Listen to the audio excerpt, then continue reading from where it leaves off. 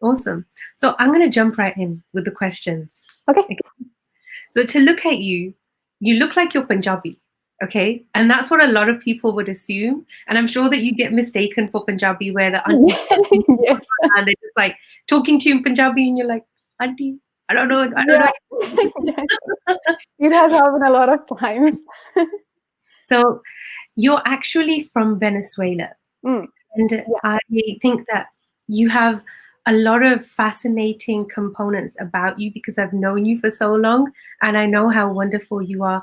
I think your journey is very special. And can you help everybody to understand how it is in Venezuela that you became connected with Sikhi? So you live in a country where there's no Punjabi or Sikh culture, but you've adopted it in such a beautiful way.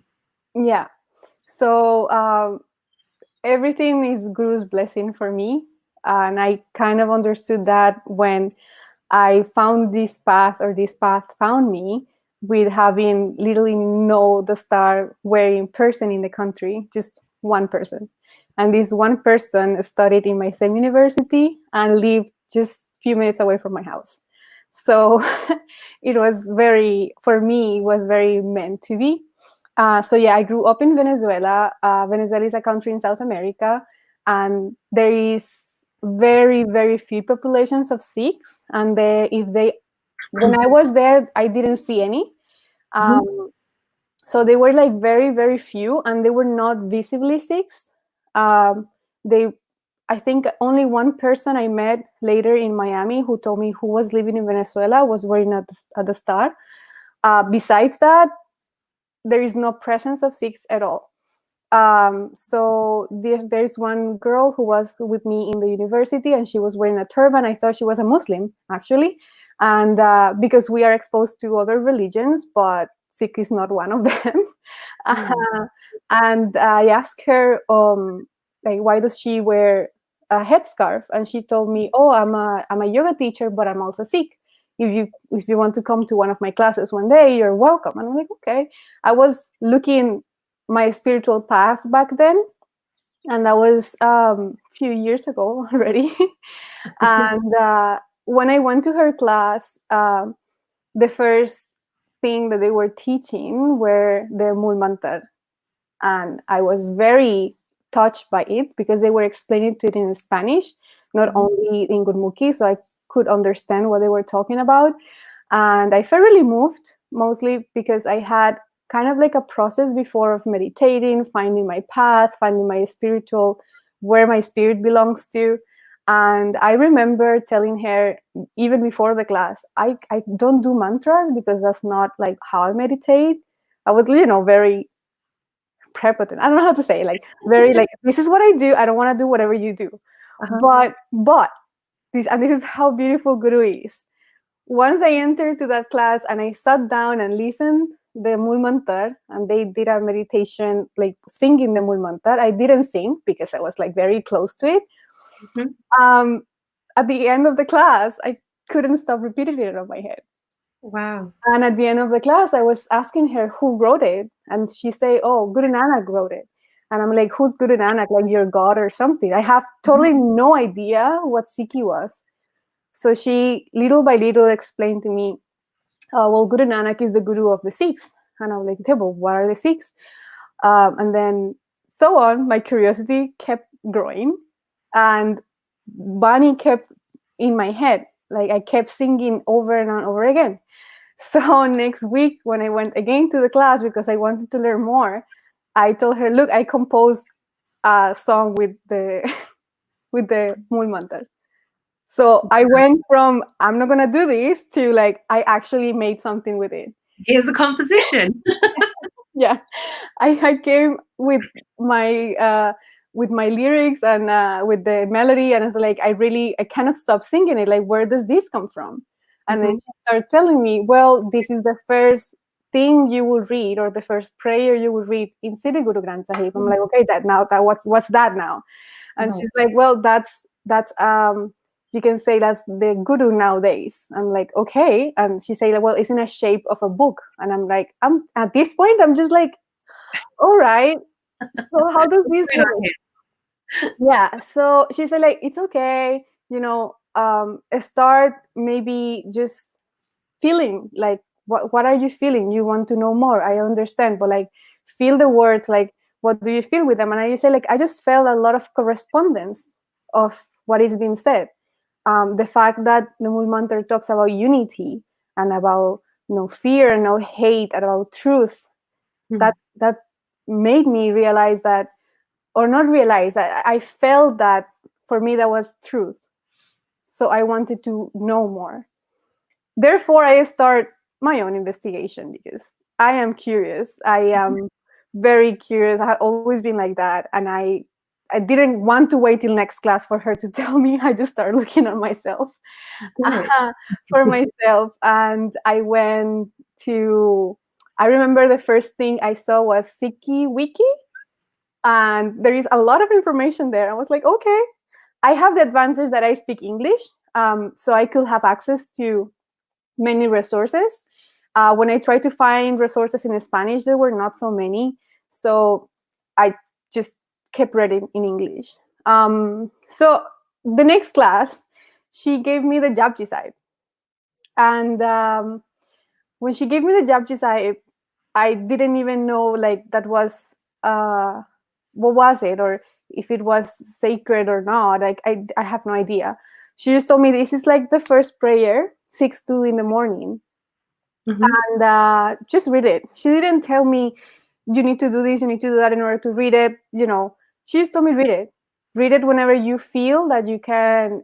Whenever you have a peaceful time with yourself, you're alone, you can pay attention and just go ahead. Like she didn't instruct me anything else. So I went home and find my space. I remember I looked for it on YouTube because I want to listen how it sounds originally, and I have the copy on my head. And the copy was in Gurmukhi and Spanish, or Gurmukhi transliteration and Spanish. And I remember that was the moment I said, I'm a Sikh. I don't know what is this. I don't know who these people are. I don't know where it is from. I am just a Sikh. I want to follow this. This is my path. Wow. I read and listened Japji Sahib that day, I think like 20 times. I don't remember. But the first time I read it, and I was reading it in Spanish, mind you, I don't have idea what is the other language or whatever. I was just reading that translation in Spanish and just like struck my heart in a way that I couldn't even forget. And I remember the body that just like pierced me was the Munda Santok Sarampat Joli, the body that talks about humanity as a brotherhood or sisterhood. And for me, that was the most beautiful thing. Of course, Japji Sahib have so many knowledge and so much love that it's there for us to unfold. But at that precise moment, that was the body or like the thing that made me say, I'm part of the sisterhood or the brotherhood of this. I want to know this. I want to learn. And since that day, every day I will go on YouTube or whatever and just like start reading. Who were the gurus? I remember my teacher in Sikhi was Bhai Jagaraj Singh Ji. Oh my God, like without him, I wouldn't be there. Like honestly, basics of Sikhi. So every question he had, he has a video for it. And again, I'm telling you, this is because I know English. I could have access to it. Otherwise, impossible. So yeah, so that was pretty much like how it started unfolding. And I'm a musical person, so I wanted to sing the Shabbats. I came to know through my investigation that Sikhi is actually a musical tradition and a poetry tradition. I was like, oh my God, this is amazing. This is like what I need to be. So yeah, that's how my journey started, and everything was very linked to Gurbani and Kirtan. Kirtan in my own way at that time. I didn't know better. But like making my own compositions, my cousin joined me, my friend who also was a Sikh, like the one who introduced me to everything, joined me too. She was a musician. We started making our own compositions and mantras, and that I was in heaven. I am in heaven. But like, what I'm saying is like I found I found it everything that clicks so perfectly on my personality, like the way I see things. It was never uncomfortable. Everything was just like, okay, so the guru say this about a woman, the guru say this about dieting, the guru say this about music, the guru say this about living. Okay, like everything I say, like yes, yes, yes, no problem. This is very correct for, I mean, at least for me. So so my curiosity went like up and beyond. I literally spent 3-4 hours a day reading about anything, the gurus, history, where things come from. And Awesome. I found, and again, because I'm a musical inclined person, I wanted to know about more about the musical tradition of the Sikhs. Being studying music for 15 years, I saw like 3-4 years of music history. When I saw the way they were doing kirtan, which is beautiful, by the way, and I found really beautiful that all the teachings were taught musically. Um, I saw the instruments, and of course, the first contact I had was the vaja, or so people doing kirtan in vaja. But I knew, because I study music, that I was not a traditional Indian instrument, and I was curious, like, okay, so they're doing kirtan in these instruments, but what is the original? Because that's my thing. I study history and music history for so long that I wanted to know where things come from. That's my thing. I want to know. That's Yeah. an interesting question, because there's a lot of Punjabis and Sikhs in the world who have probably never asked that question. Yeah. Who never had access to the answer.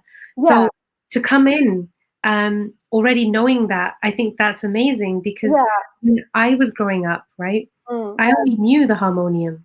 So I thought that that's what the gurus played, right? And there's still a lot of youth who think that way too, because we don't have access to all of the resources. Yeah. So,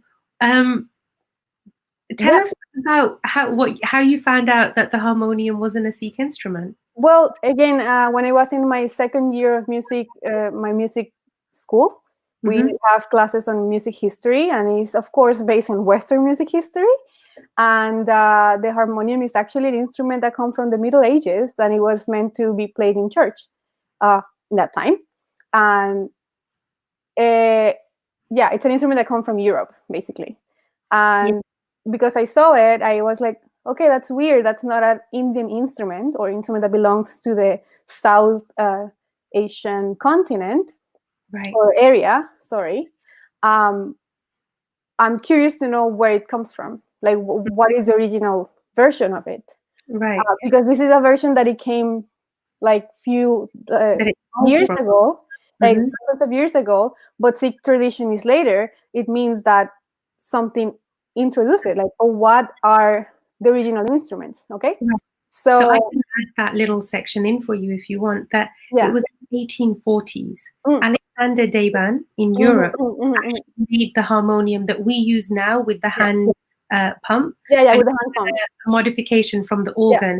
And it was very popularly used by missionaries wherever they were placed, Christian missionaries, in order for them to spread the word of, their God, their creator. And that was how it became popular. It's interesting now that we are in a place where the entire face of Sikh Kirtan is dominated by the harmonium. Yeah. And I think, it's because I'm curious. I wanted to know, because if for example, and this is my approach, if I want to follow something, if I want to do something, I go and research on it. I wouldn't just go and do it.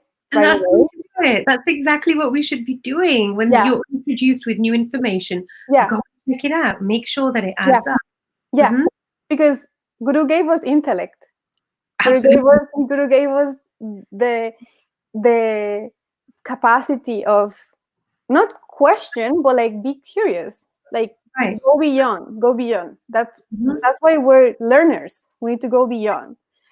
So in my quest of looking the origins of Sikhi, because again I was introducing Sikhi in the West by a person who is also coming into Sikhi, and in an environment that was more related to yoga and more related to like a different community, which is okay. I wanted to know, okay, this is what information you can provide, but where does it come from? What is the story? What is the origin? And therefore, that's why I started investigating from sources like Sikh, Base of Sikhi, Sikhi Wiki, trying to find books, like whatever I find. In one of those research, I found that we actually had instruments that were created by the gurus, and I was like, I'm a musician again. I'm just fascinated by it. I need to know what are those instruments. I just need to understand why are we not playing those instruments? Right. And what instruments are they? yeah, so I keep researching, and then my friend sent me a video on YouTube. She said like, oh, there are people actually learning these instruments, and I was like, for real?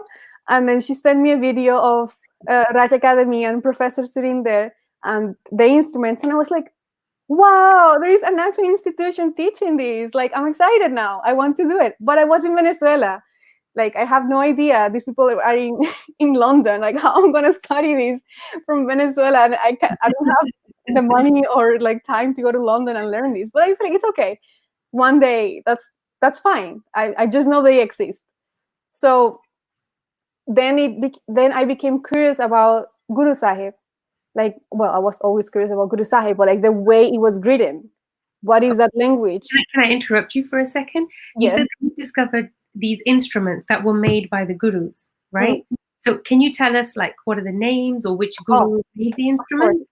Well, correct me if I made a mistake, and I always make mistakes. But the first instrument that I listened was the dirlupa, which was made by Guru Gobind Singh Sahib Ji.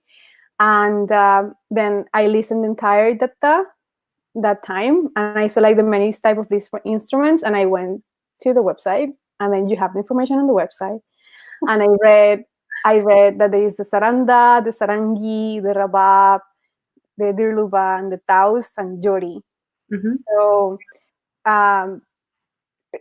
apparently, I didn't know why back then, but the gurus made those instruments especially to deliver the message they were trying to say to everybody. And and because I had this knowledge from Western school, I was trying to compare the both of them, like why the gurus decided to teach people in singing or in drag in this case. And I was comparing it with how the Greek people back then used to deliver messages also in certain scales to deliver certain emotions. And I'm like, okay, so this is an actual technology that has like that. Okay, so the Greeks are like here, but like all drag technology and everything is like way before. So like everything is connected. And for me, that was fascinating to explore the idea that the gurus made all this so perfectly. Because when I learned more about what drag mean, during studying kirtan, because now I'm studying kirtan, by Guru's grace, because I wanted to do it so badly that I really did ask for it. Like I really wanted to do it. And the opportunity came, and I just said, like, you know what? I don't know anything, but I'm gonna do it. I don't speak the language. I cannot even read Gurmukhi, but I'm still gonna do it. I'm gonna find my way. And drag is emotion. And drag is a way to compel people to feel what you're saying, which is very similar to rhetoric used by the Greeks back then, not comparing the two of them, but just I needed to have like a point of comparison or a point of like how to understand it. And that's genius. That for me was like, they didn't only create a text that talks about truth. That Gurbani is our guru, basically. It's not only the text, they also did a poetic metric for it, the way to pronounce it, way to say it. And on top of that, they put feelings on it through music. The raags are there, yeah. And those feelings are delivered with these instruments. that was specially made for this. Mm. So Yeah. for me, that was like the reason number 3050 why I should be a Sikh. And and I wanted to dig more into it. So I did. And I'm studying this right now. And yeah, I'm slow because I need to understand so many things, but it's Guru's Kirpa who's keeping me this curious, this Right. wanting to understand and learn, because it's so precious. Everything Absolutely. that they gave us is so precious. And that's important, is to Mm. constantly be connected. And as long as you know why this Yeah, path is for you, it's yeah, not to say this is for everybody, right? But you have to find your own path and yeah, your own truth. yeah, Once you're sitting in that space, everything just feels right. yeah, It doesn't feel forced. yeah, And things just start to make sense. yeah. And I think some of the things that you said are really important. I agree Mm, that for me, Sikhi is not just about absorbing information. It mm, is about questioning and learning and consciously seeking. So actively getting out there to learn, mm, not wanting to just follow the trends that may already exist. mm, Um, because some of the systems that we're born into, mm. there are flaws, there are weaknesses, and those things can only be improved if we're looking at how we can contribute to those spaces and what we can do to make them Yeah, better, right? So yeah. we just talked about Kirtan, right? I'm born into a Punjabi family, and growing up, I only ever saw the harmonium. I didn't know anything different, and my world almost shattered when I discovered the truth. The truth being that the harmonium is not an instrument that even existed at the time of the gurus, let alone something that they played. And then Yeah. when I discovered that, same as you, but in a different way, that Mm, there were instruments that were created especially for Sikhs to develop and to learn and evolve their emotional connection, mm, I was I was just gobsmacked that mm. this could be real. Like you said, there was so much that the gurus contributed, right? From scripture to emotions to making instruments to giving us strategies of life and wisdom and everything, right? Yeah. That they went out of their way to have these instruments especially created for this. And those of you that know my background, I play rabab and I also do kirtan as well. So this is an important part of my journey, Mm, and I can see that it's the same for you as well. mm. uh, there's like so many things I want to ask you I know. on behalf of Um, everybody out there. uh, yeah. So what I was, as you said, like I feel every individual has their own path, mhm, and every individual has to find that path. And even within Sikhi, each individual has their own pace and their own ways to connect and their own, how can I say, understanding of things. But mhm, ultimately, the whole guide is in front of us. The right. whole information is right there, Mhm, right there. And absolutely. the whole point of the guru leaving us the guru is to us to read and move forward and Mhm, practice and move forward, because right. everything is laid down for us. And as guru say, this is not an easy path, this is a very hard path, but they gave us a path. Right. And No. I think making the effort to like actually understand where things come from, Mhm, how things like were laid out by in the times of the gurus, and how things are right now. How can we make that bridge in mhm, between that and apply it in our daily lives? Like I think that's important. And this is the thing also, as a converted, um, I don't have knowledge of certain how can I say this, patterns made by culture okay. that you might have as a Punjabi. Mhm. So I think there are things that I am not even aware. Between like the Punjabi culture and Venezuelan culture, I'm sure there's like a massive amount of differences. Oh, of course there is. Like my parents were freaked out at the beginning. That's how big difference there is. So I come in from a culture that let me give you an example. Femininity. I'm Right. coming from a culture of when femininity means you have to be this tall, you have to be this skinny, you have to have this size of cup from your bra, you have to wear this, wear that, show this, show that, like always flawless, never like unpretty. That's not a word. never like undone, you can say. Right. Mm. And in Sikhi, beauty is like such a different concept. And in Punjabi, beauty is such a different concept too. Yes. So, I'm so glad you made that distinction between the yeah, Punjabi and the Sikh yeah, perspective, because I think they can often get confused. yeah.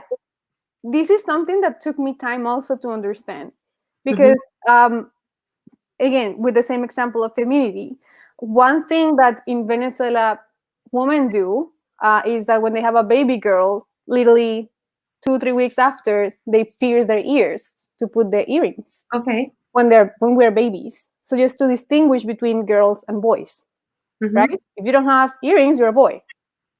If you have earrings, you're a girl. So So boys can't wear earrings.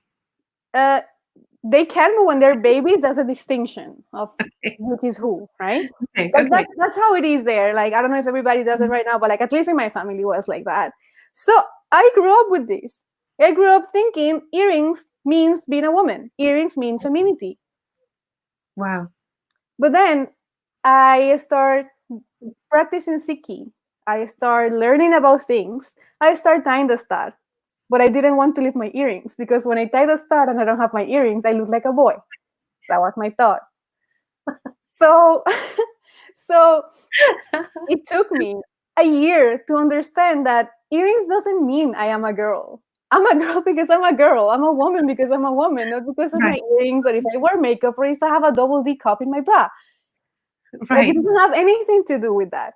Absolutely. So Siki show me and liberate me from a cultural concept I had before, thinking if I show skin, like if I have in my country, I don't know if you have seen Venezuelan women, but like, it's very encouraged to show your attributes. That's okay. Mhm. That's how they are there. Right. And it's rare to find a girl who wears modestly. Mm. As a matter of fact, when I start wearing more modest clothing, my family is like, "Are you a nun now?" When in Punjabi culture, it's like cover yourself up. You cannot show too Yeah. much. Like it's like the Right. total opposite. Uh-huh. Guru So tells funny. it's very funny. Guru is so awesome. Guru Hmm. is so amazing. He's talking dress to not distract your mind from God. Right. Dress to not distract others from meditating from God. And it's not about even shaming or like showing or not showing. It's just like, why are you taking so much importance into this instead of meditating on the one? And my mind was blown. You know, it means it's okay if I don't wear earrings. Why I'm so obsessed with the idea of earrings? Hmm. Why I cannot just like give up on that, and that's okay. And I still like wear like yearly and stuff. Like sometimes it's like I'm still processing many things, but there are like so many things that Guru has taught me and liberate me from. Like the concept of bana is beautiful. It's Right. really beautiful. So And let me yeah. ask you a question. Mm, How do you deal with that difference then? So from coming from a culture where exposing your body is seen as beautiful, right? mm. And now adopting a completely opposite way to, like you said, dress modestly. I think that's the best word. Um, that how have you managed that change, that transition? It all the transitions I have done in my life since before Sikhi, during my process of changing and after, come from a space of if I find things logical. Mm-hmm. I think if I feel comfortable and I love the idea of Mm-hmm. and understanding why. I think the why is also very important. Why historically, why culturally, why why myself I do things. So why So, is the star important to you? so the star started as a practice for my yoga classes. It didn't start as an actual symbolism or thing. Mm-hmm. And I started waiting for my classes. Then I started researching on why Sikhs wear the star. Why is this important? And I came up with many answers, like from the yoga classes. They tell like, well, it's to adjust the bones, it's to do this, to do that. Okay. Then I learned about history. Sikhs have been wearing turbans because back then, in the times of the gurus, only kings and queens, or kings only could wear turban, but guru elevated us to that state. So it was like a social statement, a revolutionary statement on like we're all equal, there should not be difference. Mm-hmm. Okay. And then I also read about how wearing the star is a representation of your guru. If you wear the star, you are declaring yourself, you are part of the Sikh community, part of the Khalsa, part of the family of Guru Gobind Singh Sahib Ji. Therefore, this is basically not my the star, is Guru Sahib's the star. Mm-hmm. So it makes you accountable and makes you more aware with how are you doing things in life, because you are there putting a face into a whole community. Right, the representation. Like it or not, this is what happened when you wear a turban. So you are representing people. Is Same that as how you feel? same as when hijabis wear hijab, when the Jews wear the kippah. So You recognize them. You recognize that they belong to this or that religion because of sorry, I'm that. talking with you. When you go out there, is that what you feel, that you're representing the whole of the Khalsa Panth? It's Because that's a big responsibility. it's a big responsibility, but actually we were given this the start to represent, to be recognizable and to be physically like spot on right away. So we're not meant to hide, we're meant to show, we're meant to be there for others. Okay. So that's Then again how that's what I how do learned. you feel when you see other people misrepresent that same imagery? Mm. So maybe people with turbans who don't have the same connection that you do. How does that make you feel?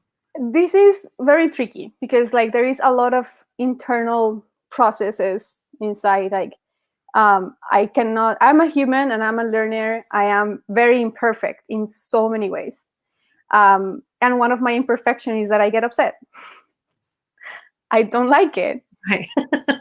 And I find myself judging and I try to correct myself. I'm like, okay, you know what? Like, not everybody thinks like I think. Not everybody see things the way I see it.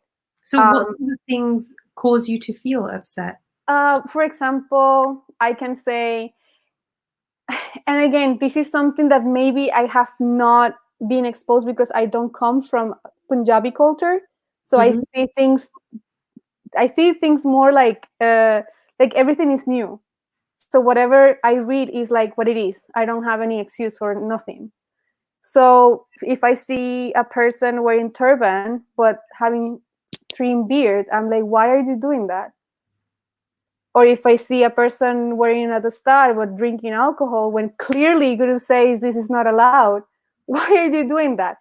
So then I came to the conclusion that yeah, everybody has their own pace, everybody are doing their thing, but why? Why are you wearing a turban and representing something and like saying you are this, but not practicing it? Or doing at least the effort to do it, because I understand when we make mistakes and like sometimes you do see things that you are not aware, and that happened to me a lot because I don't come from the culture. But when you knew it, when you are aware of like this is the rule or this is the why, and you still go ahead and do the opposite. Right. So I think that's when I get upset. No, you're not the only one. I mean, I'm in there with you because Yeah. there are things that just don't make sense. For me, one of the things that I don't understand, I'm not sitting here with all the answers, by the way, for everybody who's joining us, it out together. And one of the things that really gets me is how there's a different standard within the Sikh or the Punjabi community. And I have to say them separately because they are separate. But when we see people, we kind of intertwine them and we don't distinguish that, okay, this is Sikhi and this is Punjabi culture, right? Is that men and women who wear turbans are held to a different standard of accountability. So all of a sudden, if a woman is to start wearing the star, she gets called things like a nun. I got called that by my own family, my relatives. She thinks she's like Mother Mary right now. I was like, what? So it's funny that you would say that too, that even though we came from two different families, we had a similar response to deal with from people around us. Like when we first took a step towards our spirituality. And then from the wider community, there's this massive expectation that now, from this moment forward, you can never make a mistake again. You can never wear this. You can never be seen in these places or talk to people like this. Then on the other hand, you've got Punjabi men, as you said, and I'm not hating, I'm just pointing out like how this is such an imbalance, that they wear turbans, but they'll trim their beard. So that's acceptable. But for a female who's practicing, who wants to know what it feels like to wear the star, who may not wear it all the time, it's not acceptable for her to try it. And it's not acceptable for her to keep that as part of her ret and become sajdari, so that she can get to the point of actually taking Amrit. Because during that process, we expect no mistakes, we expect only perfection, right? Yeah. So and I think we're forgetting the main part, like learners. Absolutely. And yeah, definitely I agree with you that when a woman wears a star, like the policing is like incredible. Way more than any man coming from Punjabi culture or not get. So I find that also problematic and very stressful for women. From women who wants to practice this in their way that they are approaching Sikhi. Like, and again, I didn't have this reaction because I start time at the start in Venezuela. Who's gonna tell me what to do or not to do? There is nobody there to tell me I should do this or not. Still, like I got reactions from my family.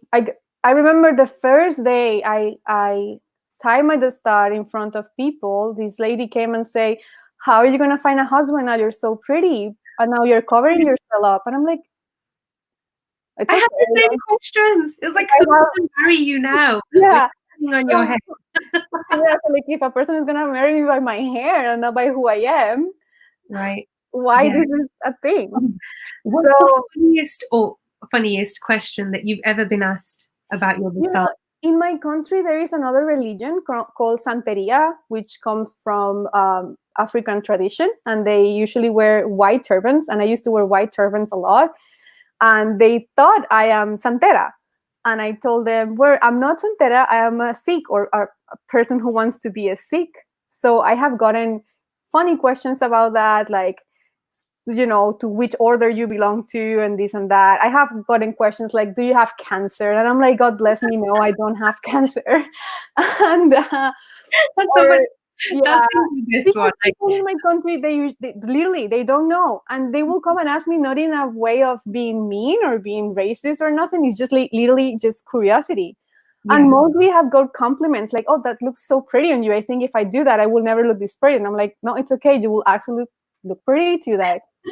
So mostly I've gotten compliments or questions about my health or which religions I practice. People have told me even I look like person from Ethiopia because apparently they wear similar turbans than us. So it has been a whole experience. I even did one day in my place of work when I was in Venezuela on a turban day, because like they were dying to tie one. And I'm like, you know what, let's make a turban day. I will explain you what the turban is. That's lovely.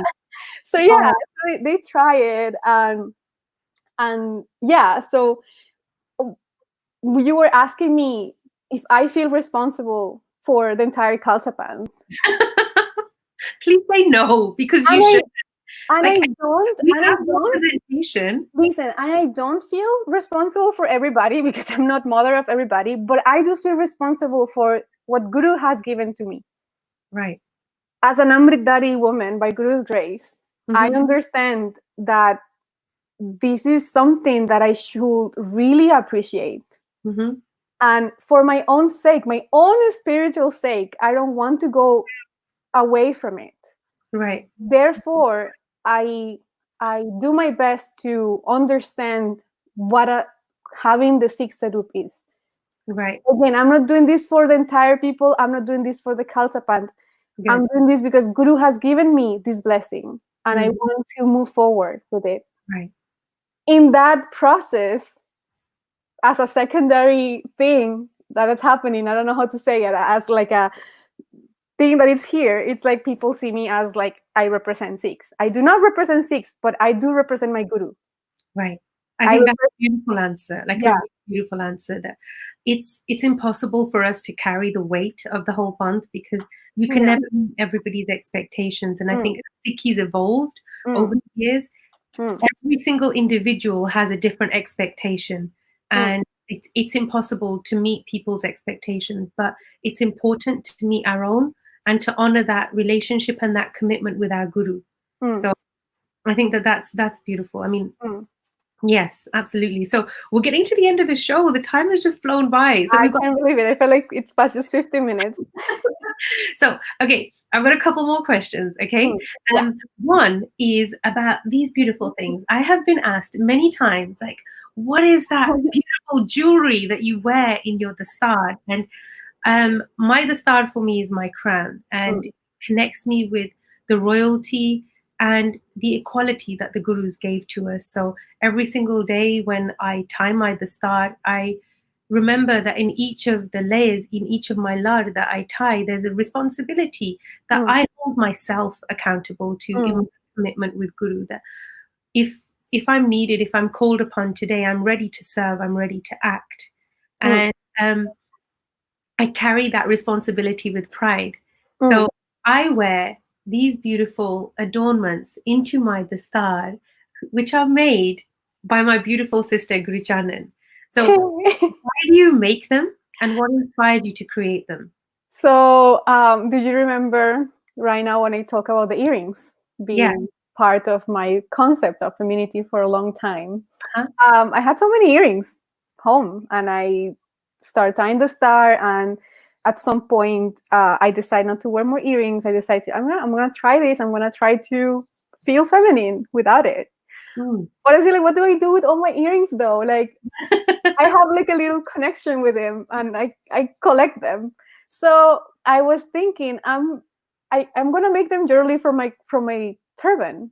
I'm gonna transform them to put it like here or something, and maybe that will I will feel like I'm wearing earrings, but I'm not. I'm just like adorning my dastard. So I actually, these are my first earrings, like my first earrings that I transform into a taj or adornment, and that's how I started making it. And later I discovered that this was a thing. Yeah, Back in the day when the gurus were here in their physical form, and the warriors in the hands wear this sort of adornment with the like a bow tie. The teeth of the porks. I don't know how to say the white pork boards. Bow, yeah.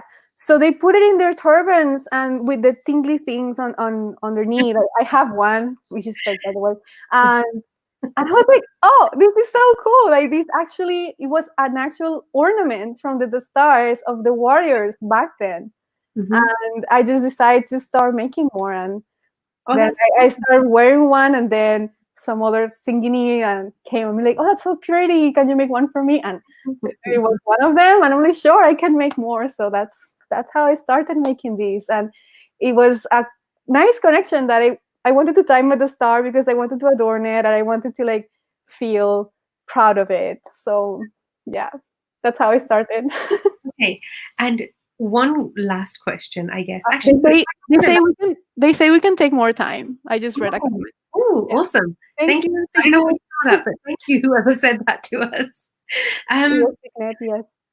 I want to talk about Kaur Voices, because that's the name of the show. Yeah. And it's a space that you helped to create. And what was it that made you feel there was a need for a space? So Sikhi is one of the things that made me follow Sikhi was where women are in like position in Sikhi. So women are elevated as the same status as a man, which from my previous research and previous experience with other religions and practices, that's not the case. So when I read Banjamiye from Guru Nanak Dev Ji, if I'm not mistaken, and talk about how he described women and their relation with men, but like actually what it means, I was very like emotional about it. Like, wow, like he's talking about women being as honorable as men in this world, which we know is mostly a world ruled by men and for the benefit of men. So passing my years in Sikhi and with different communities, I noticed that there was none, that sometimes it's not applied. And when I say sometimes, I can say maybe a lot of times. This equality can be like really blurry. It's not there. So another thing that I noticed is that when a woman suffers something, suffer from, you can say abuse or etc., they are silenced. They are not encouraged to talk. They are not encouraged to say. They're not encouraged to denounce, because there is a concept, a cultural concept of honor that was totally taken away when the gurus talk about women. Honor is carried by everybody. Men carry honor, women carry honor. But culturally talking, and correct me if I'm mistaken, in Punjabi culture, woman is a more thing that women carry than the men. Yeah, there's a different, what do I say? Like, if you're not born into Indian culture, because it's an Indian thing, I want to say. And it is about values and about honor. And women are definitely silenced a lot more. That's something that I saw when I grew up with my mom, with my aunts, people around me. And they're kept at the back. So, for example, mealtime, if there's guests over, the women prepare the food for the men. Once the men are done eating, and then the women will sit to eat. So they're there to like wait on your beck and call and serve you. And I've got mixed feelings about that in itself, because it's nice to be able to serve. That's what Sikhi teaches us. That's what, Langar and Pangat's about. But when it's done collectively, when there's a clear gender divide, that's what I have a problem with. And when I was speaking with my friends in my younger years who are not from an Indian or a Punjabi background, they wouldn't understand how I'm treated at home and how things are different for me compared to my brothers, that they're allowed to go and play after school, but I can't. I'm a girl. I can't go and have sleepovers at my friends' houses because I'm a girl. I can't go on school trips because I'm a girl, but my brothers can go. Yeah. Right? Yeah. So there is definitely a clear cultural differences, and Latin culture, or at least Venezuelan culture, is they have similarities. Also, there is a lot of machismo, which is, I don't know how to translate that, but basically preference to the men than the girls in certain things. Machoism? Machismo. It sounds like machoism. Yeah. Okay. Yeah. I think it's the same thing. I don't know. But anyways, the point is that noticing that pattern, like I could notice how women are not very much listened. Like when they have something to say, it's like don't say it, or don't do it, or don't talk about that. And again, I'm raised in a culture, and my household personally is a feminist household because my mom is the head of the house, and I grew up just seeing strong women around me, and we are taught to just talk when things are not okay. But having more acquaintance and friends from Punjabi background, that's like a whole different story. You cannot say things, you cannot, something happened to you, you never say it. And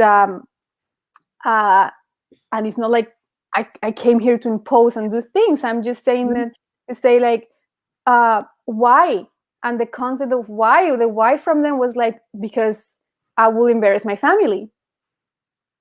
Yeah, you'll bring shame to your family. Yeah, right, bring shame to family. So Kaur Voices is that space where you can talk, where you can say things when things are not okay, when if you need help, we give you help.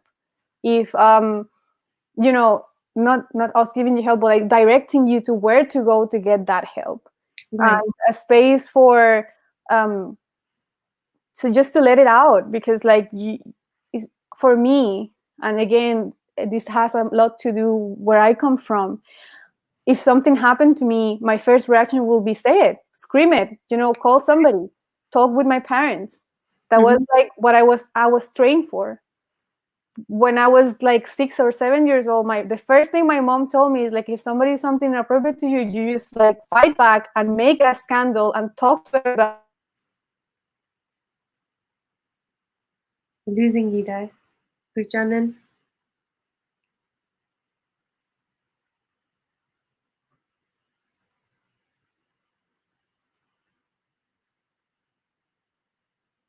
I think we have a poor connection.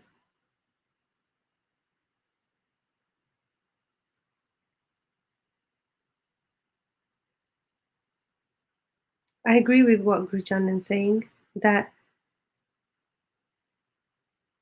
if we're able to actually address something that's going on when it's happening, that's the best way for us to actually bring attention to what's happening and look for some sort of a solution, or to be able to talk about it at least. I think we may have lost Guruchanan. Hopefully she'll join us again in a moment. But if you're in any of these situations, or you've ever been, as a Punjabi, like personally from my own experience, it's not something that I was taught to speak up about or to tell anybody. There have been incidents in my own life and in people around me that are very unpleasant, and they are the things that we wouldn't talk about, that we would call the taboos and say, don't bring shame onto the family, make sure nobody finds out about this. And that's a lot of responsibility to put onto a young person, how to deal with those feelings. Hi, Guruchanan, we lost you there. Sorry, Okay. my internet failed. Okay, so you were telling us about how you were trained at a young age. I was just expressing that as a Punjabi woman, that's not something that I had access to. Nobody trained me to be vocal. I was trained to zip it and to not say anything, even if things were terrible, to never let anybody else know. I think that Indians in general, they have mastered the mask, like we're on the face and say everything's okay and we're good, right? That training begins from a young age. That if something's going on at home, you don't talk about it at school, you don't tell your friends, you don't tell anybody, okay? Unless you want to lose your family, right? Those were things. So as a child, you don't want that to happen. So you're like, okay, I'm never going to say anything. And that's the sort of training that I had received. And you received something different. Can you tell us about that? Yeah, so as I was mentioned before, the family I grew up is a family with very strong women, because they had to, overcome things in life, and I was passed on me. And one of those things is being very alert and very vocal when something is threatening yourself, as like your body, something is verbally abusing or whatever. My mom taught us just talk, say everything. And I remember the first time I was assaulted. I was 7 years old. I was just like 7 or 8, and we were in ice cream store eating ice cream with my family, mom and my abuela. Abuela means grandma, sorry, my grandma. And this man exposed himself to me, a girl eating ice cream, 7 years old. And I told, What? yeah, very, Disgusting. very, very crazy. And sorry, I didn't trigger warning, but yeah, that happened to me when I was very young. And since my mom always talked to me about, like, this thing happened, you have to tell right away, you have to tell right away. My reaction, of course, was, Mom, this man is doing something weird. And I'm telling you, my mom lost it. My mom just like wanted to kill that person right there. Call cops, we call everything. Like, people stand up. In my country is kind of similar to Punjab in the sense that if something happened, like, everybody will be there and everybody will be like chasing the person or whatever. But the point is that I had the courage, or like training, you can say, or like Mm, the thought of, like, Mom, this is happening right there in front of me. This is happening. right. And this is not the first time and only time I have been assaulted. I have been assaulted later, before in my life. And my same reaction is the same. Just say the thing right away. Because this is the thing. I was taught to do that. Right. It was okay. It's a fine. My family is not going to say anything bad to me or punish me if I say something bad happened to me, or this person did this to me, or whatever. And I will be believed. So Okay? I think that's important because Yeah. there's a lot of victim blaming that goes on, Yeah. especially in the Punjabi culture. That maybe she was asking for it, maybe she, led him on, or maybe it didn't really happen, or she wanted him and he rejected her, and now she's just being bitter. And there's a lot of that always flips back. But I think if you've already understood that whoever you're going to turn to will stand in your corner and support you, Mm. that will make you more likely to actually be Yeah. vocal and speak about it. But Yeah. if you don't know that they're going to believe you, Mm. and just in that doubt or that Mm. hesitation of not being believed, you'll probably never talk about it. And Yeah. that's what we need to change. That's Yeah. exactly what we need to be changing. Yeah. And yeah, this is something very interesting you brought it up, because this happened. I have seen it like in other ethnicities, cultures, and whatever, that women are doubt if they tell things later.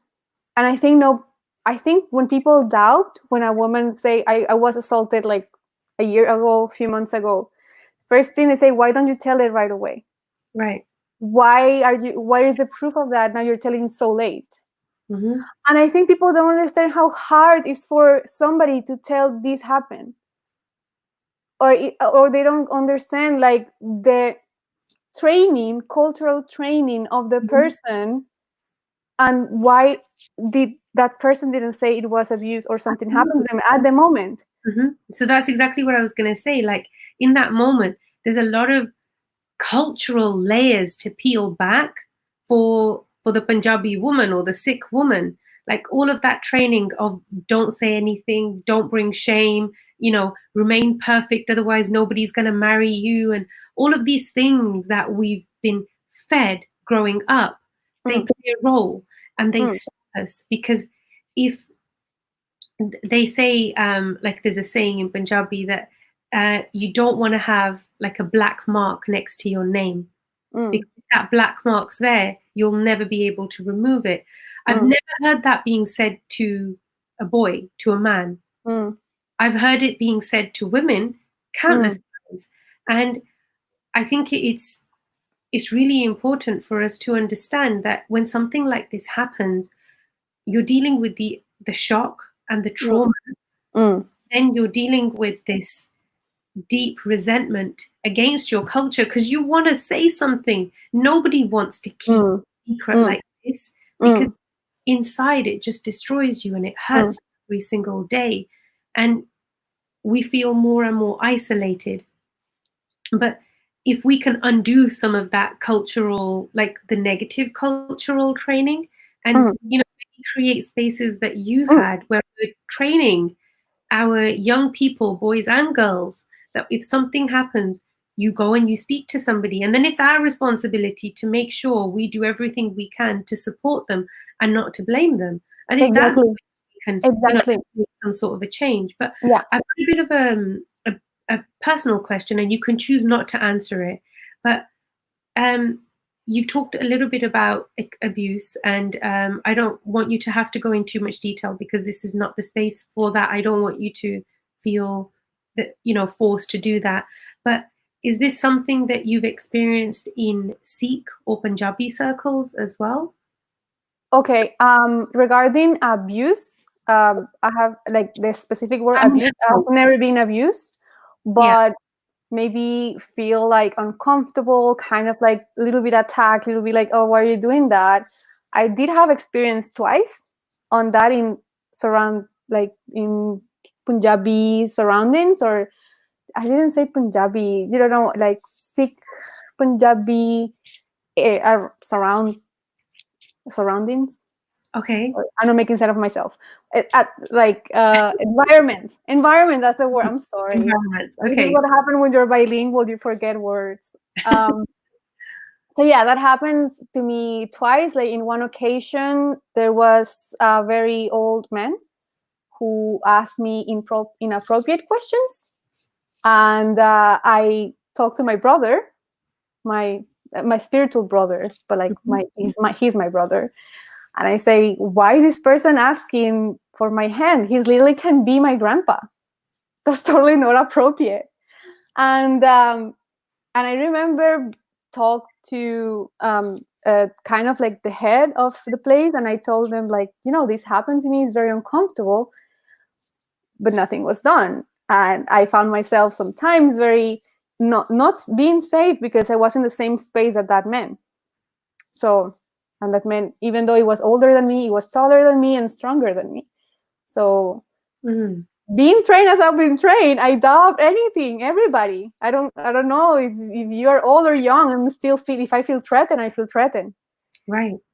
And then the second occasion was in India. A person tried to touch my breast, and I talk immediately. As I say, I was in shock. I was just like, what's happening? Like, I don't understand how that's happening in this environment. It was in Darbar Sahib. And what did you say? I was in Darbar Sahib when the second assault happened. You were in the as in Amritsar at the Golden Temple. In Amritsar, as in the Golden Temple, yes. And okay. If any of you don't know, like Darbar Sahib is the most important place for Sikhs, you can say. And is very visited, like for many people, not only Sikhs. Like there is like a lot of people that go there because Darbar Sahib is open to everybody, right? And it's very crowded. So they do have a lot of vigilance there. They do have cameras everywhere, guards everywhere. But I guess things happen too. So I was in Darbar Sahib waiting for my husband to come back, and somebody tried to touch my breast. I'm trained to defend myself. I'm trained to be alert. So I just like try to like avoid the contact, and I am just in kind of shock. Like, it's Darbar Sahib. How this can happen in Darbar Sahib? Wow. That was my thought. Like, why somebody will do that? And I, of course, this is not a generalization or whatsoever. Like most of the people who go to Darbar Sahib go to Darbar Sahib to pray, and that's the case for everybody. But sometimes some people don't.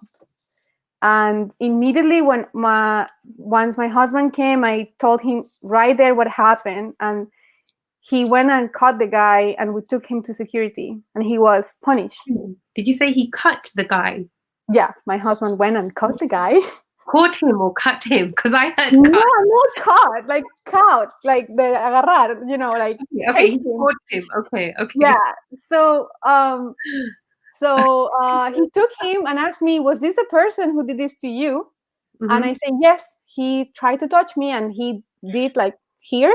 And he said, okay, fine. And then he called one of the guards. They took him to the security room that has like millions of cameras, and in the camera show what he did, and he got punished. So yes, this can happen. This can happen in any environment. Mm-hmm. And I know people don't like to talk that this can happen in Gurdwara, but it does. It can happen. It can happen in a Gurdwara. It can happen in a masjid. It can happen in a church. It can happen everywhere. Absolutely. So the whole point of this is that in 2 different occasions, I talk about it. In one occasion, nothing was done, and in another occasion, something was done. So, as a community, we need to listen when things happen. We Mm-hmm. need to act. Right. And I after these things happen, like after we open the space for Kaur Voices, I have women that have come to me or have expressed, even in their own social media or in their own platforms, that something similar had happened, or this had happened to them, this and that. And because of, again, cultural pressure, social pressure, or even people not doing anything, they don't say anything. So well, I want to say to you that I'm so proud of you for actually doing that. If you were Punjabi, maybe you wouldn't have done that, but you did the right thing. That was exactly what you should have done, is, pull the person out, and you had somebody there to support you to make that happen. And I'm glad that the institution supported it as well. That's really good to know. Unfortunately, there are still, a lot of those spaces where we don't do anything about it. Right? Yeah, and I think it needs to be talked more about. It needs to be a conversation. It needs to be an action. There must be something to regulate who are taking those spaces and places of power, and like, who are these people and what are they doing? Like, because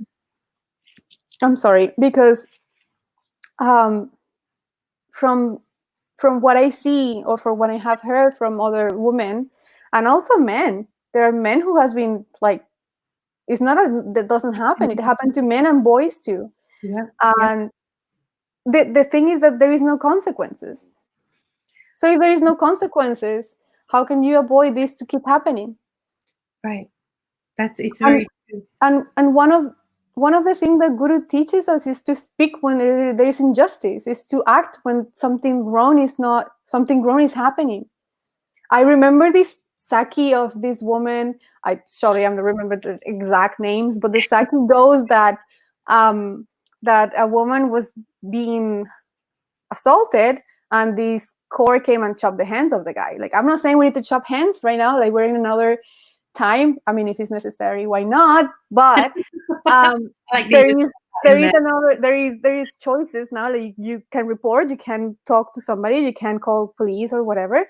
But the point is that this Kaur didn't stay on the side and doing nothing. She went full off, took her kippan off, and defended the sister from their abuser. Why we cannot do the same right now? Not exactly the same with the weapon, but like, why we cannot keep each other like safe? If you see something, if you see that X person is doing that to Y person, go and report them. The thing is, though, like, I am totally with you with everything that you're saying, right? But I think, like, there's two parallels here, and there's some of the comments that I was just looking at that, we shouldn't have a distinction between Sikh and Punjabi, but there's a massive difference. It's like saying chalk and cheese; they're not the same thing. And I mean, I'm born into a Punjabi family. My family, values Sikhi. Would I say I'm born into a Sikh family just because my family is Punjabi? No, I wouldn't. Because not all of my family are practicing Amritari Sikh. And I think that if we as a community are not making these right distinctions, this is where we're going to have a lot of these really difficult overlaps. And I think that Punjabi culture is beautiful and it should be celebrated, right? It is. I actually live with a Punjabi family because I married a Punjabi Sikh. So I've learned so many things. Like, of course, we're not talking that this culture is bad or good. Like, there are good things in Venezuelan culture and horrible things in Venezuelan culture. Right. But yeah, like, I think Sikhi is that choice, that we make, because giving your head is not something that someone can sign you off for on your behalf. That has to be your own choice. It has to be your own commitment. Otherwise, you'll never really commit to that relationship, right? So Sikhi is that personal development that we want to make a relationship with Guru, right? And that's a path of consciousness, which requires a different process. So yes, there's a lot of people who may not appreciate us, well, me saying this right now, that simply wearing a kara and putting Kaur or Singh with your name doesn't make you a Sikh. You're not adopting the practices. I'm not saying you have to take Amrita and wear the star and turban and wear bana all the time. The values of Sikhi are important. You can't have your cake and eat it. You can't want to wear a kara, but then, smoke or drink or, go out and gamble or do dishonest things, right? Or have extramarital affairs. It's not okay to do that. There's a huge contradiction. And I think we have to stand now in a space of clarity and, call it out. So what's wrong is wrong and what's right is right. And the path of Sikhi being consciousness, you've talked about modesty and what your turban means to you and how it's more than just a piece of fabric that you wrap on your head. It's got value, it's got purpose, it's got connection behind it, right? It has a responsibility behind it. It's got responsibility behind it. You feel that or not, it does. Right. But I think that if we continue to say that being Punjabi and being Sikh are the same thing, we're going to continue on this culture of confusion and not be able to actually address the things like the elephant in the room, right? Sikhi preaches about equality. Right? We've talked about a few things which address inequality, right? So as a global community, we need to think about what are we going to do about that? How does that conversation evolve? And how do we get to a place of actually building equality where women are seen with the same dignity and respect as men and given voices in the same way too, right? Yeah, totally. And in situations like this, where there is assault, where there is abuse, to not blame the woman. And that has happened far too many times that I'm aware of. I think every single woman that I know in my life has a story of some sort of assault or abuse. And that should send shivers down your spine. Like for everybody who's out there, it's not okay. And I guarantee you, every single woman that you know will also have a similar experience, right? Where they're going to be silenced because there's not enough support. And this is the moment of change. This is the space that we now say, hey, we're going to talk about this together. We're going to open a space and we're going to try to build each other up and create the infrastructure that we would have wanted to have. And I'm really honored to be a part of Kaur Voices with you, Janan, because I know there's like so many things that we've talked about and we need to have this conversation in a public space. There's a lot of value behind it as well. But this is like a great first step for us to be able to talk about these things. And it's not just women. So I'm not restricting this that I want women to come forward, because you rightfully mentioned that abuse is something that has happened across both genders. And there have been, I'm not blaming Gurdwara, but there have been countless cases that I am aware of where families have come forward to the committees, but nothing's ever been done. The perpetrators are actually protected by the institution. And that's the problem. Because if our space to develop for Sikhi isn't safe, then where do we feed our spiritual hunger? Where do we go to make that connection with Guru when that space is no longer safe, right? So that was my little rant. I needed to get that. No, of course. And I see that, as you mentioned, nowadays, because we are more disseminated in the world, even though any person can have this background or that background culture, we're still living in societies that are mixed, like meaning we're living in societies that have, for example, I live in Canada, like I literally have access to any ethnicity and culture or whatever. The spaces have been opening, like Right. The spaces of sharing things have been opening by other, for example, I know other institutions of course, and other institutions like Sikh Family Center that help Right. people in situations of danger and stuff like that. And they do workshops, they do they talk to people about it, they go to Gurdwara and talk about it. In Mhm. UK there is a huge movement about teaching the girls how to protect themselves, how to not fall from this or that person trying to snatch them or whatever. So Right. I feel this is happening. This is happening not only with us opening this space, but it has been happening in other communities at the same time or even before us. And I think it's time. And it's time also because we as Sikh are becoming also a multicultural community. There are Yeah. so many converted Sikhs at that now, like around the world, who come from different paths. You can say yoga paths, or they come because of themselves or whatever. But we're getting more mixed. Like if you, when I was in Miami, I could see my Gurudwara Sikhs, like, yeah, mostly Punjabi, but like from other places too. Like I saw an Asian person, and then I have seen other Latin Sikhs like me. So many things doesn't make sense to us because it's not doesn't have to do with Sikh. It has to do with culture, Right. and Absolutely. we must like understand that Sikhi is being disseminated everywhere. And this hush hush culture does not belong to Sikhi. Literally, the first thing Guru say is just talk when you see something wrong. Absolutely. Act And when you see something wrong. That's why you have kirpan on you. Kirpan is meant to be your reminder of you are a servant of society. You're a servant of. You need to make sure everybody is okay. mhm. It's just not a piece of metal you're carrying around. It has a meaning. It does. And yeah, and I am actually really really happy that we have at least put that little grain in the whole pile uh, of things that we're doing to make our community better. Because Mhm. at the end, that's what we want. We want everybody to feel welcome and nice and safe, and practice whatever we were given to practice. So Absolutely. And um, I'm just like taking in everything that you were saying, and I agree with you that it's important to bring it all together. And this is why we created Core Voices.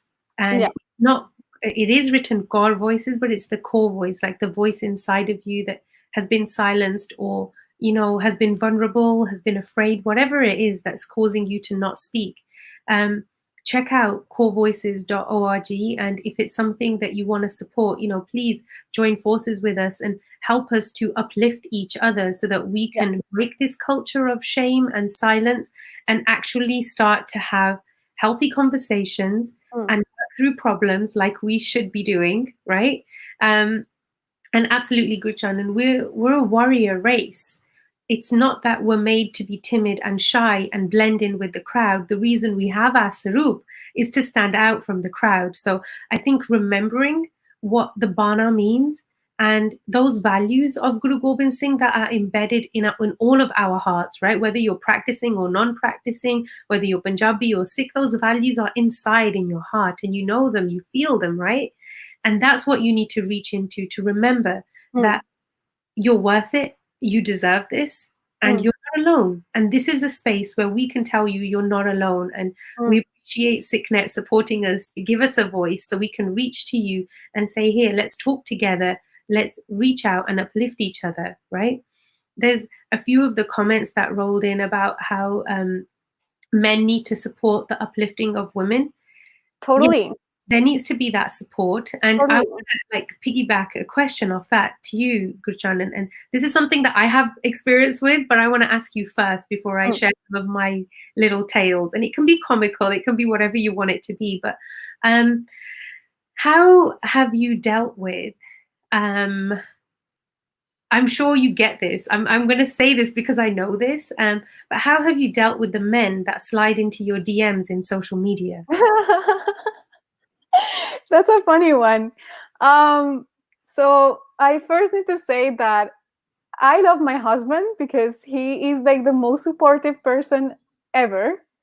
And he is a person who listens a lot. and he actually gives me so much vision of things, like how to deal with things, right? So when I was engaged with him, I still had people sliding on my DM, and I will be like, and they will write me in Punjabi, so I have no idea what even they're saying. I don't know.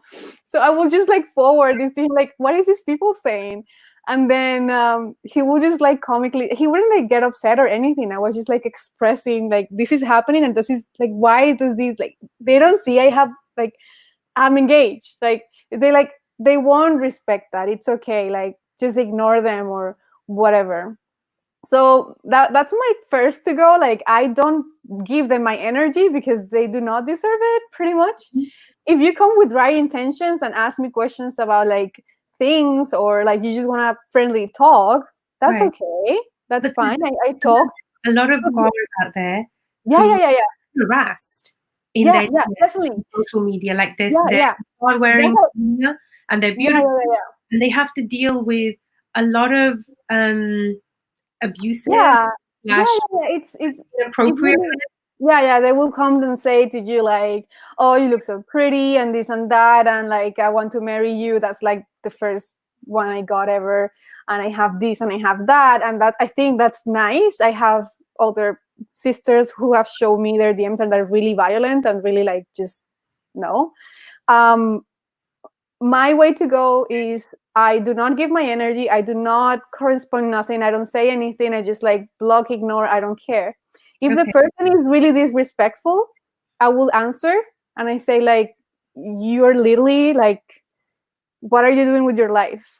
Like, you called Right. yourself a thing, but you are basically harassing me through the DMs. It's not okay. It's not okay. I will just say this and bye, and I wouldn't even let them answer or tell me anything.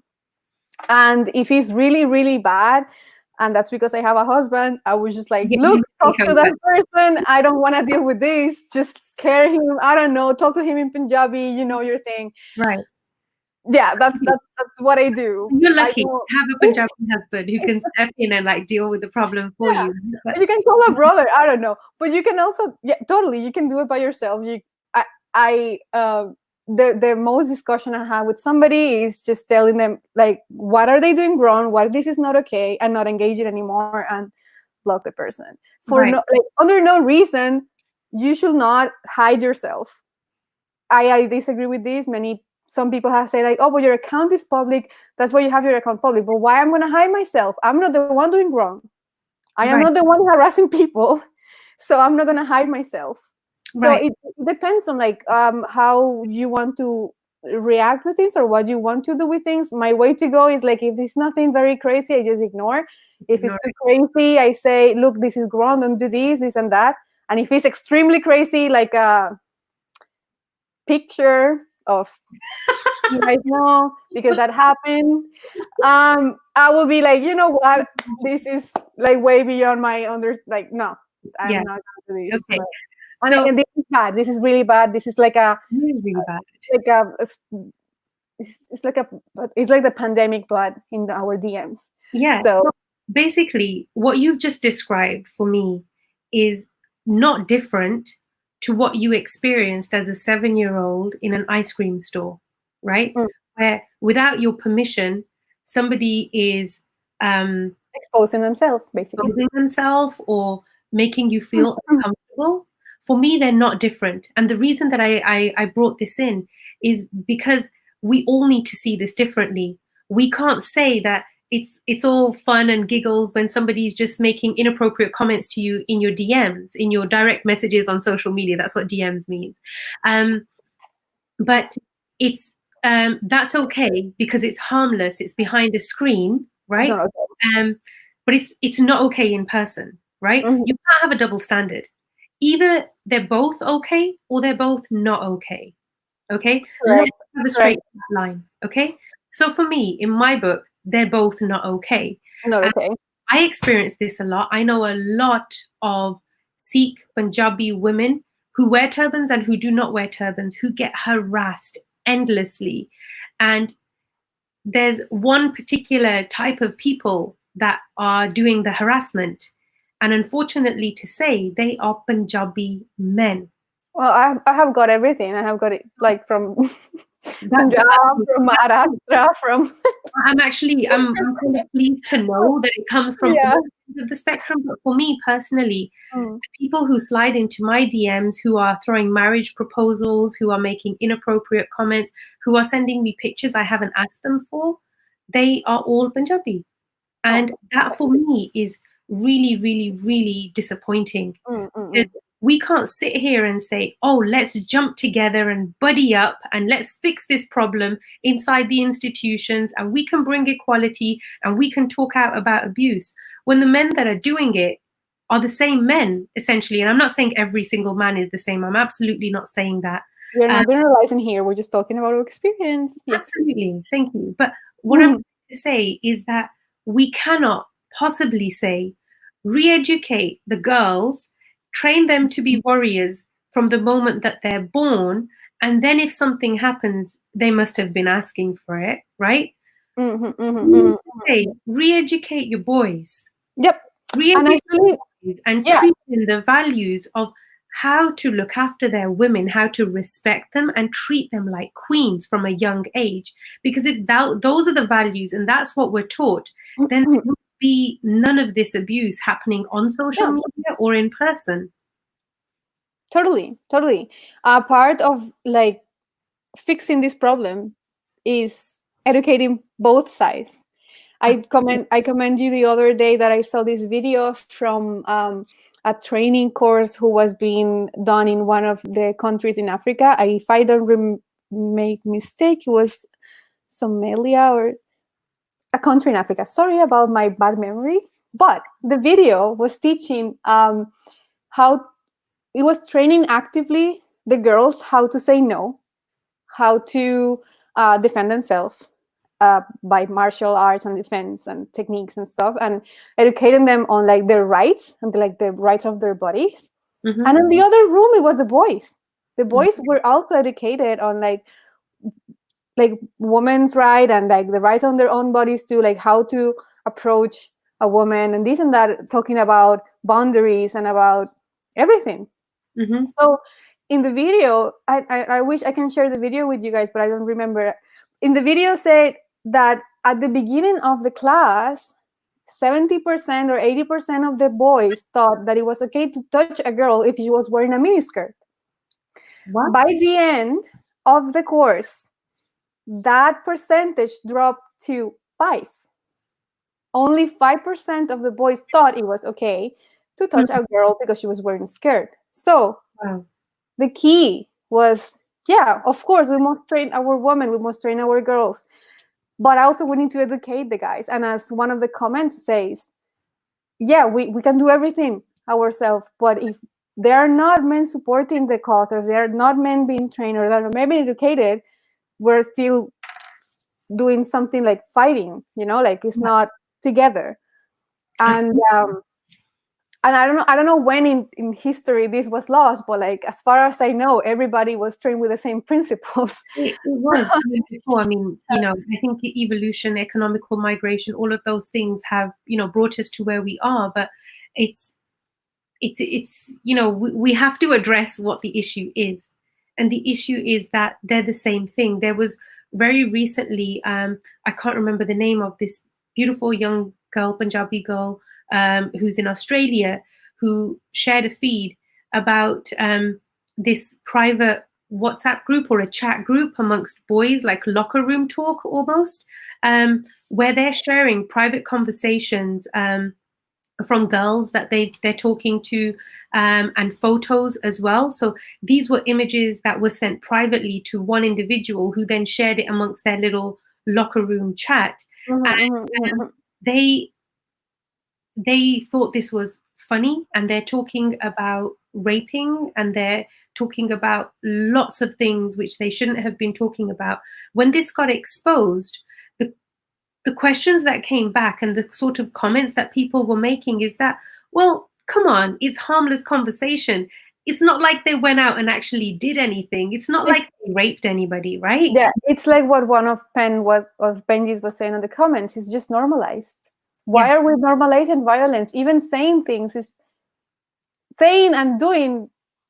there is just this much Absolutely. steps, you know, For saying me, something and doing something. the thing that is horrifying is that we don't see it to be harmful. We're saying it's okay because it's just in words. But then when it happens and it becomes an action, then we're all surprised that, oh my God, how could this have happened? Or is she telling the truth? Did it really happen? Was it really like that? Right?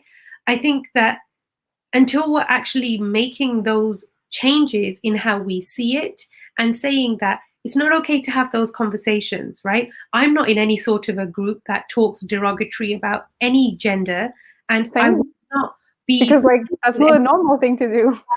somebody exactly right. Like that stuff's not normal and it's not okay. So if we say that it's okay on public platforms, we endorse these people and say, go out there and do this, right? We won't be surprised when it happens because it's harmless, right?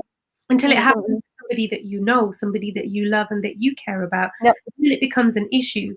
And I think that like one of those fundamental ground like rules for us is that we are all the same, we are one. And until we actually start to see everybody as one in that ikonkar, we're not going to change this. So our step is what's missing, right? Yeah, totally. And I just switched our roles. It's like I'm answering the questions. It's like, okay. what do I do now? Yeah. I'm not asking you questions. It's totally fine because it's something. This is a conversation or a Q&A, and I wanted to mention about that and going back and tying all this to Sikhi. Guru has tell us so many times that we live in Kali Yuga, or in an era of craziness, basically, like madness.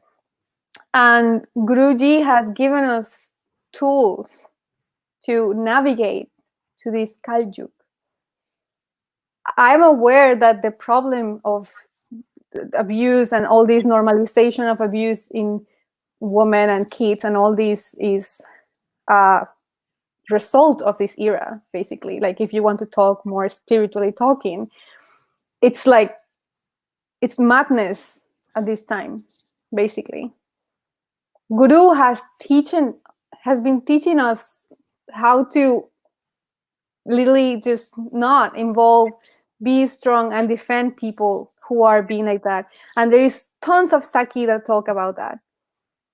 When the Mughals took all the women from this little town, and then the Sikhs went and take them back and take them back to their families, for example.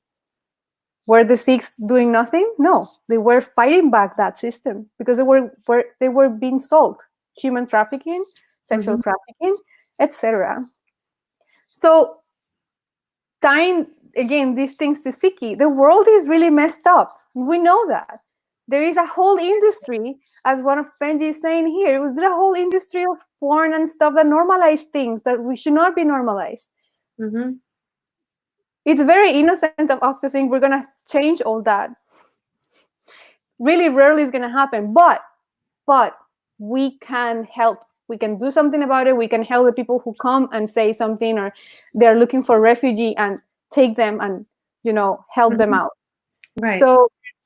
So totally, like if we can do our best to educate our own community to go back to that time where an army went and saved women who were taken to be sold, and they didn't even touch any hair of those women.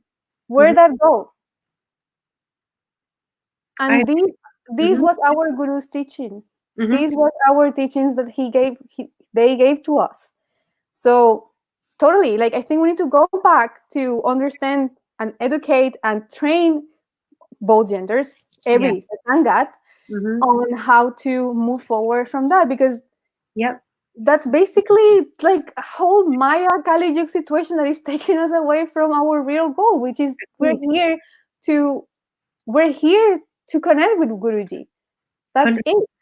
Like the rest is just like distraction and craziness. And that's the difficult thing, is like how do you navigate through both worlds? How do you stay grateful and in grace as well when there's so much turmoil and so much ugliness around us, right? And the things that we're talking about are not pretty things, right? They're difficult and they're real and they're ugly, right? So I don't think that it's a responsibility of the institution, right? I don't hold Gurdwara accountable. I don't hold the Khalsa Panth accountable. I hold us as individuals accountable. That if this is something that moves you, if this is something that you disagree with, then you have to follow that feeling and put it into an action. Be proactive about it. Sorry, I was going to say, don't procreate from this. Be proactive about this and go out there and make action. Okay. Yeah. I'm sorry, I've got the giggles. It's okay. Well, yeah, this is totally like there are so many issues around the world. There are so many issues within the Panth. There are so many issues internally with ourselves. So we must pick our battles, take our energy and direct it into whatever we believe in needs work, and do it. There are people out there who their entire life are feeding the homeless. Yeah. There are people there which their entire life is taking care of all the Starup of Gurujis that are around, I don't know, UK, restoring them and doing that. There are some people there just taking care of education, educating our youth. Right. And there are people there taking care of families, taking care of people who have suffered from abuse. Mm-hmm. We are so many, and there are so many things we can help. Just pick whatever you want. Absolutely. And start doing it. And go for it. And but I think the most important thing is like to remember that if we are in this path and we're this path together, ultimately, like the main battle or the main help is within us, and how to make ourselves stronger in order to help everybody else. And I think Guruji teaches this so much. They tell us that that being in Chardikala, it's not just be like fakely happy. It's like be strong, be there, be present, so you can serve yourself and serve others. So I think that's the bottom line of that conversation. And like way to wrap it up, that it all comes to that. But as you mentioned, there is a lot of Maya for us to deal with, right? Be that in our families or around us, all sorts of distractions that can happen at any point of our life. They don't just come at one point. So we can't just say when boys go through puberty, then after that they reemerge as these little monsters and then they go out there and do these bad things. I think it's a balance of everything. And if we feel responsible for the people around us, we'll take an initiative to provide the right type of support, especially emotional support, and be there to guide and mentor stronger young people, right? There's still a whole batch of adults that have these defective emotional processes that need to be fixed as well. And tie it all back in with what you started with, the technology that the gurus gave in Gurbani, and why rag is there. So there's 60 raags, 60 raags in the Guru Granth Sahib. 60 different moods that as humans we all experience, and there's a whole array of them. So when you're looking into your life and you're thinking about the experiences that you've been through, the good, the bad, the ugly, and the confusing ones as well, to transform that into something that becomes spiritual and a lesson that helps you to elevate in your spiritual development. When you hold that emotion in your heart and you read or you sing or listen to a shabad sung in a rag that mirrors that emotion, you're able to release it in a safe, protective way. That was basically very in a simple way why the gurus put Bani into rag and how we were supposed to use it. So there's like, I think on Wikipedia, there's a page about the rags, which has the meaning of each of the different rags that you can, connect with the shabad and understand what the rag means and go through it, so that there's there's some sort of comfort to yourself where you're not feeling pressurized under, through all of it. Yeah.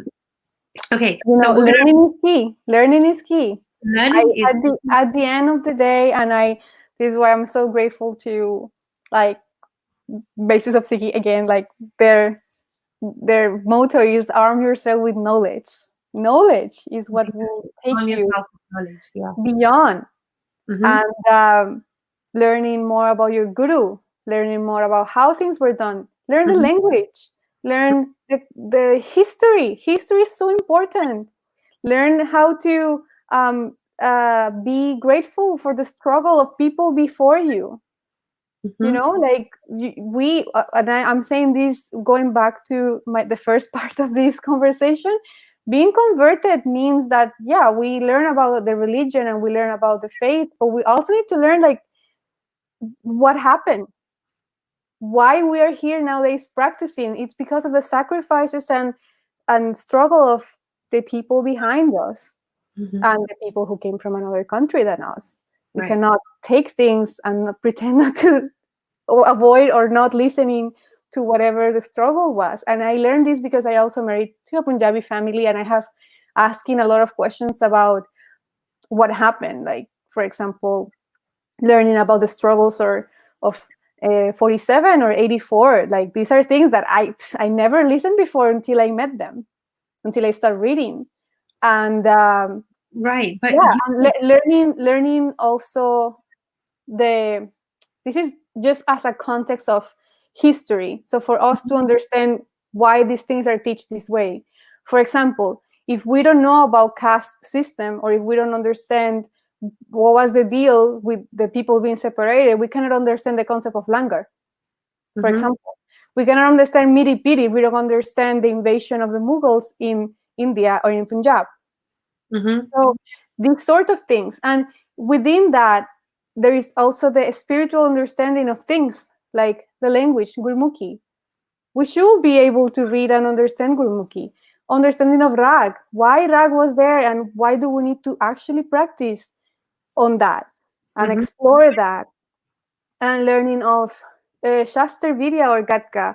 It was there for some reason, and it was command to us to do it. To learn, are we trying to do this in our daily life? You know, and so learning is what makes you there. You know, I want to mention that regarding the language, I didn't find any source in Spanish to learn Gurmukhi. And I struggled so much because all the books I have were in English. And although I understand English, it was like hard to find somebody to explain to me. I went to the Gurmukhi classes in Gurdwara. I was with 6 years, 7 years old learning, and I'm me. So it was really hilarious to see.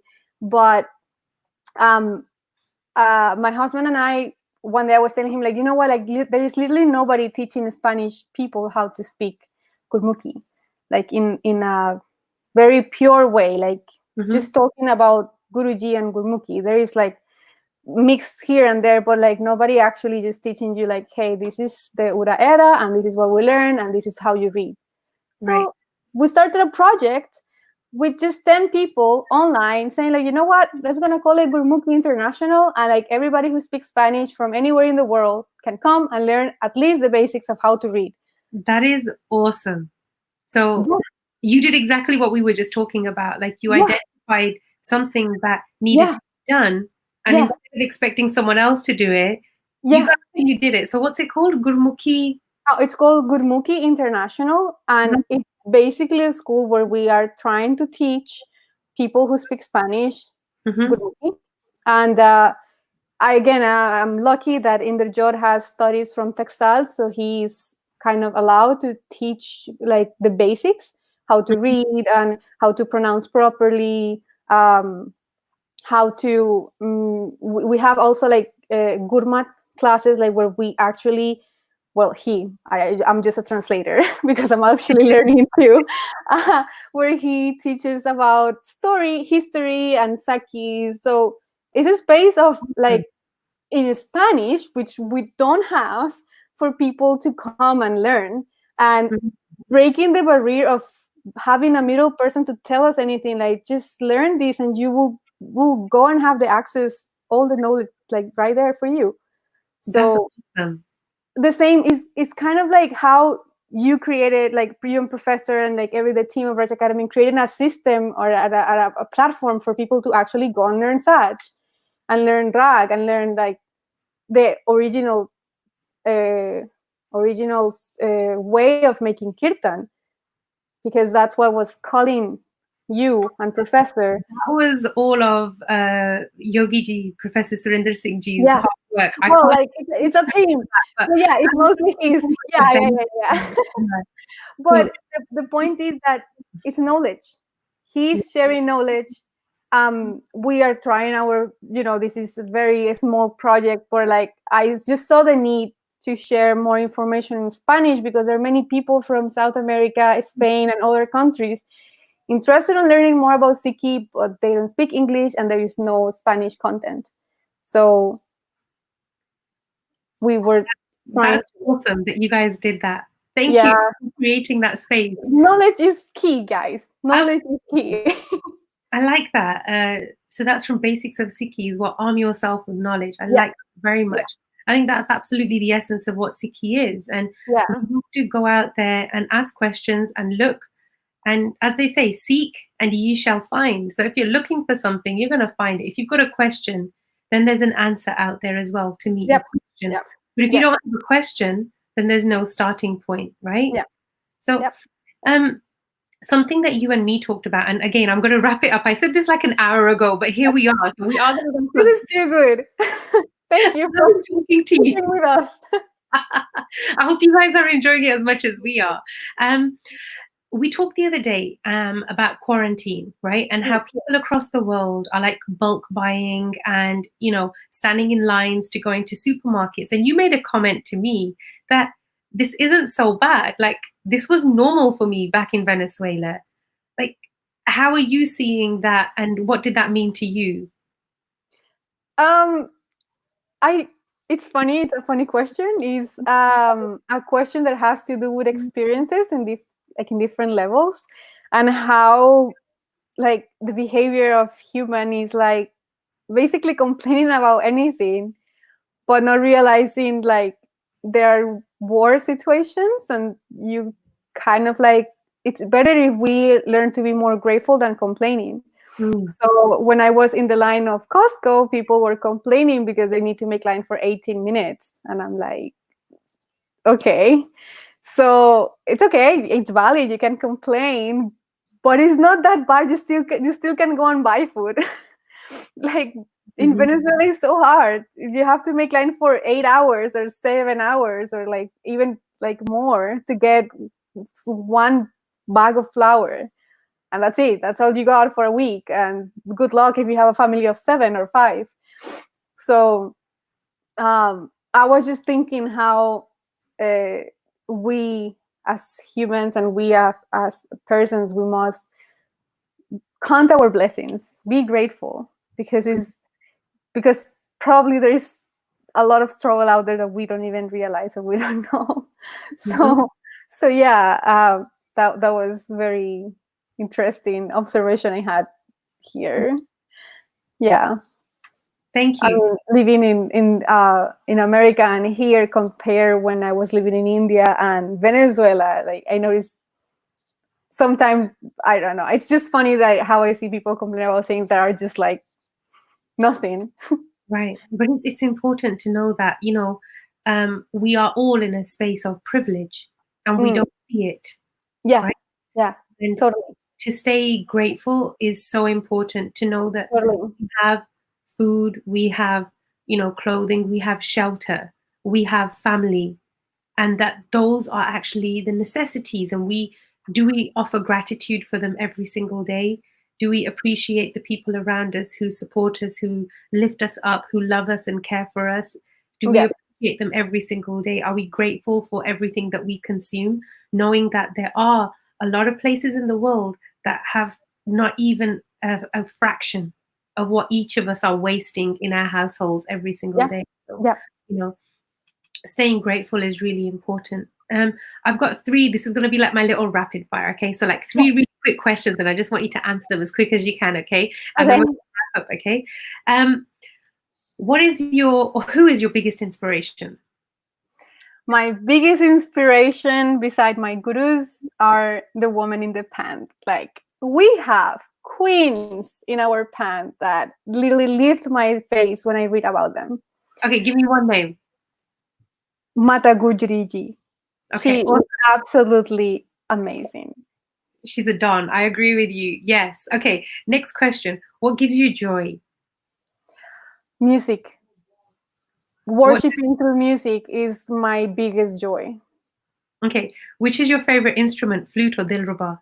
Both. I cannot say No, one. you have to pick one. Sorry, like Dilruba is my connection, deep connection with Guru, but my breathing, literally my breathing. Dilruba. So I totally, like, this is really funny because music that I have been learned with flute is totally different than music that I have learned with a dirluba. So for me, they're yin and yang. I cannot live with one or the other. Okay. It's like they go together. If you could change one thing in the world, what would it be? Anything. Oh, there are so many things I would like to change. I would like to change. Okay, wait. This is a hard question. Come on, quickly. The clock is ticking. I would like to change our sense of ego and believing one is better than the other. I think that's the root of all the problems in the world, ultimately. Like, where things started go wrong is when we start thinking, oh, because I am from this place, or because I have this skin color, or because I have this education, I'm better than this or that person, and I have the right to take them or whatever. So would you call that judgment? I don't know if it's judgment or if it's an entitlement, or like this thing that we don't believe we are the same. This is what I would like to change. The inequality. Yeah. Okay, so you'd want to change the inequality in the world. That's awesome. And what is one piece of advice or a tip or something that you want to say to all the viewers who are all staying at home safely in quarantine? Yes. Okay. So first of all, please forgive me if I say something bad or if I made a mistake. Second is, my biggest advice is investigate, learn, be curious, go there and find answers when you have questions. When something doesn't ring bells to you, when something doesn't make sense, go and dig further why. That will be my biggest advice. Okay, thank you. That's awesome. Guruchanan Kaur, I want to thank you so much for being on Kaur Voices today and helping us to open this space. We've had some wonderful conversation. I appreciate you. I thank you for the work that you're doing.